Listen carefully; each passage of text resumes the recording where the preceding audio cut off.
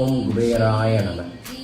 நம்மளோட வீட்டு வாசலில் உள்நோக்கி குபேரர் சிலை வைப்பது குபேர கடாட்சத்தை ஏற்படுத்தி தரும்.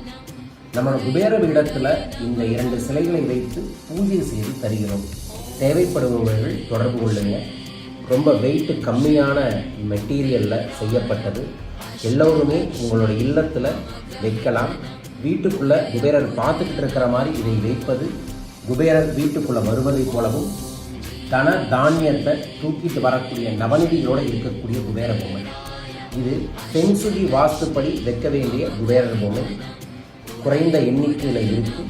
தேவைப்படுறவங்க நம்மளோட டிவைன் சென்டர் தொடர்பு கொண்டு வாங்கி பயன்படுத்தி கொள்ளுங்கள். வீட்டில் இதை வைப்பது குபேர கடாட்சத்தை ஏற்படுத்தக்கூடிய வாய்ப்புகளை ஏற்படுத்தும். இவருக்கு முன்னாடி சில்லற காசுகளை போட்டு வைத்து அதில் ஒரு இனிப்பை வைத்து தினமும் வடக்கு திசையில் தூவி விடுவது செல்வ செழிப்பை ஏற்படுத்தும். ஜெய் குபேரா.